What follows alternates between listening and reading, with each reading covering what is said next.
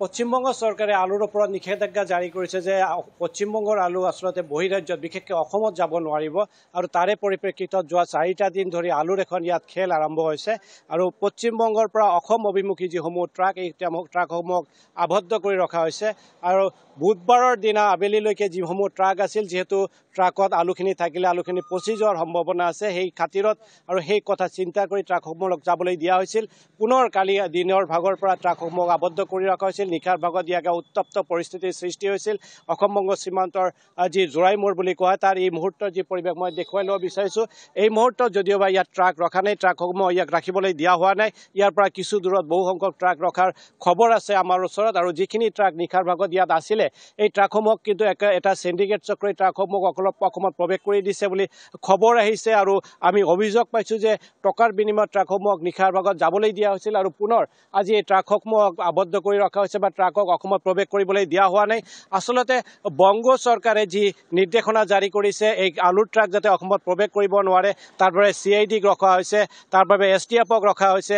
বিভিন্ন বিভাগক ৰখা হৈছিল এই কথা কিন্তু বংগৰ একাংশ ব্যৱসায়ী আমাক জানিবলৈ দিছিল ইতিমধ্যে এই সংক্ৰান্তত আমি বাতৰি পৰিৱেশন কৰিছিলোঁ এই মুহূৰ্ততো যিহেতু ট্ৰাকসমূহক আহিবলৈ দিয়া নাই বিভিন্ন যিসমূহ হিমঘৰৰ পৰা ট্ৰাকসমূহ লোড হয় আৰু তাৰ ভিতৰত অসমত প্ৰৱেশ কৰে এই ট্ৰাকসমূহক লোড কৰিবলৈ দিয়া হোৱা নাই বুলি খবৰ আহিছে আৰু এই যি সমগ্ৰ ঘটনাটোত ধুবুৰী জিলা আক্ৰাচুৱে প্ৰথম দিনৰ পৰাই প্ৰতিক্ৰিয়া প্ৰকাশ কৰি আহিছে আৰু অসমৰ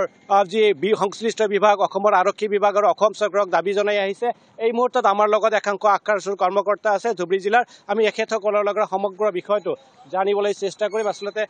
আলু অসমত প্ৰৱেশ কৰিবলৈ দিয়া হোৱা নাই আপোনালোকে এই সংক্ৰান্তত মাতি আহিছে কি ক'ব এই বিষয়ে হয় নিশ্চয় এইখিনি এটা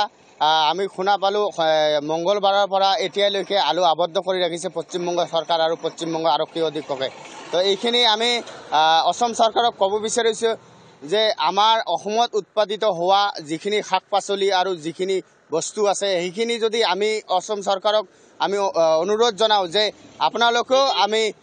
পশ্চিমবংগত এইখিনি আমি যাব দিব নালাগে এইখিনি কি পশ্চিমবংগ চৰকাৰ আৰু পশ্চিমবংগ ৰাইজৰ কি ভাল হ'ব নেকি এইকাৰণে পশ্চিমবংগ চৰকাৰক কৈছোঁ যে আপোনালোকে অতি সোনকালে এইটো সমাধান কৰক আৰু আমাৰ সাধাৰণ ৰাইজক মুক্তি দিয়ক কি ক'ব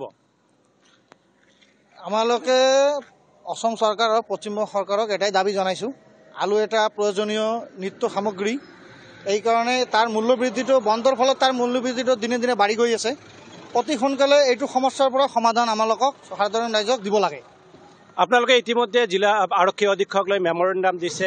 কিবা খবৰ আহিছে আৰু আপোনালোকে পৰৱৰ্তী সময়ত কিবা পদক্ষেপ গ্ৰহণ কৰিবলৈকে কি ক'ব যিহেতু পশ্চিমবংগৰ পৰা আলু অসমত প্ৰৱেশ কৰিবলৈ দিয়া হোৱা নাই আৰু যিহেতু অসমৰ বৃহৎ যি আলুৰ চাহিদা পশ্চিমবংগৰ আলুৱে পূৰণ কৰে এই ক্ষেত্ৰত আপোনালোকৰ পৰৱৰ্তী পদক্ষেপ কি হ'ব আপোনালোকৰ যি মেমৰেণ্ডাম প্ৰদান কৰিছে তাৰ যি খবৰ কি এতিয়ালৈকে চাওক আমি যোৱা 17 তাৰিখে আমাৰ ধুবুৰী জিলা আৰক্ষীৰ অধীক্ষকলৈ এখন মেমৰেণ্ডাম দিছোঁ আক্ৰাচুৰ ফালৰ পৰা ধন্যবাদ জ্ঞাপন কৰিছোঁ ফিৰোজ আলম আমাক সবিশেষ জনোৱাৰ বাবে